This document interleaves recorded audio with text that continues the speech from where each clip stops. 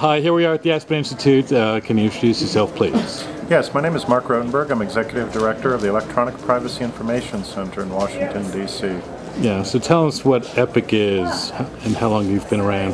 Well, we're a public interest research group. We started back in the 1990s on the freedom to use encryption. In fact, we also launched the first petition on the Internet, and since that time we've been working on cutting-edge privacy and civil liberties issues, many related to the Internet.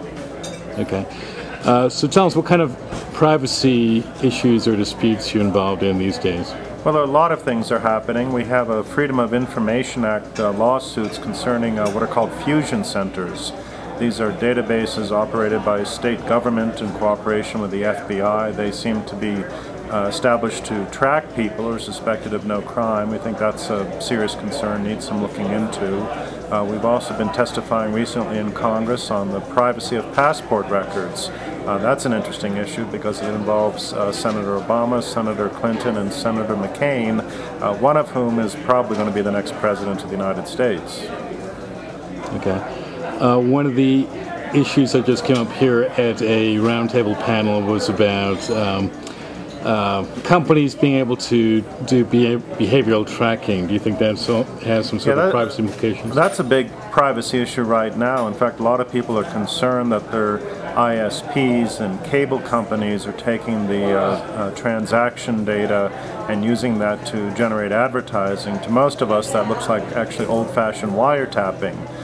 Because that's communication that's moving across the network. It's protected in law. It's a little bit like, the postman peering into the sealed envelope. It's not supposed to happen. So we're having an interesting debate about that. Okay. Does EPIC have a particular kind of point of view? Well, we do, of course. I mean, we think privacy is important. We think privacy is important not only as a general matter, but also specifically for building trust and confidence. If people can't count on privacy, particularly in communication networks, they might stop using them. We also think as a legal matter, it's a right that's protected. We think some of these companies are probably violating the law. They try to get around it sometimes. Sometimes they use privacy notices basically to say to their customers, well, we're about to do something that will change things a little bit. What they mean, of course, is that their customers are going to have a little less privacy, and so they think that by telling them in this manner they get around the law, but I don't think that really works. And so it'll be very interesting to see what happens next. Okay. What are some of the other issues that you've been testifying up on Capitol Hill recently about? Well, in addition to the passport privacy issue, we're also interested in advertising practices, how the industry is collecting personal data and how it's being used.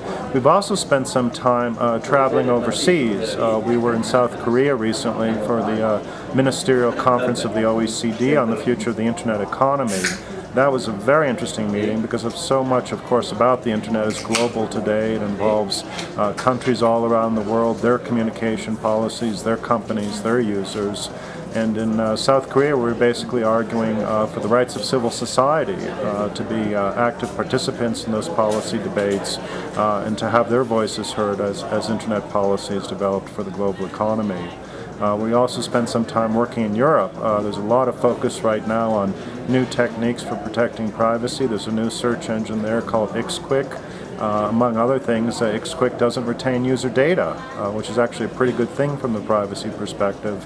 We'd like to see more companies follow their lead. Has the entire controversy over FISA and the questions around whether or not the government is sort of spying on us, does that have privacy implications for ordinary Americans? As a legislative matter, of course, the FISA amendments were passed this year and signed by the President.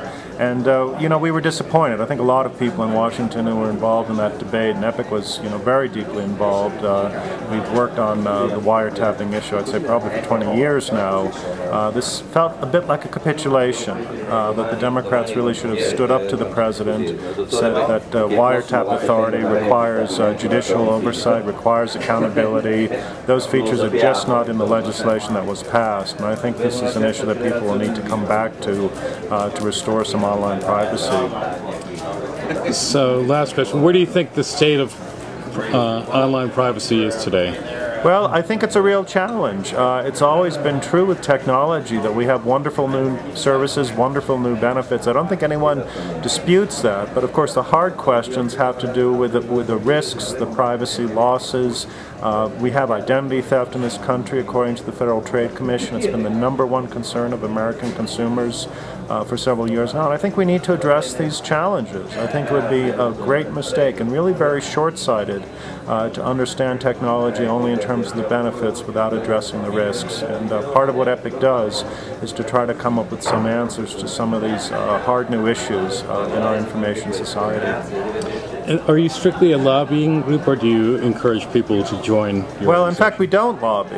We operate more as a research organization, of course a litigation organization, because we also do a lot of litigation, open government cases, privacy cases. We encourage people not only to come to our website, which is epic.org, but also our Facebook page. We have in the last few months launched a new Facebook cause, which is Privacy 08, and we're hoping with the Privacy 08 campaign to get the presidential candidates involved in the discussion about the future of privacy in America. And so, of course, people who are interested in that issue, interested in privacy generally, should join us on that Facebook cause, Privacy 08. There's a lot of interesting stuff happening there. Okay. Well, that's great, Mark. Thanks a lot, and good luck with EPIC. Nice speaking with you. Thank you. All right.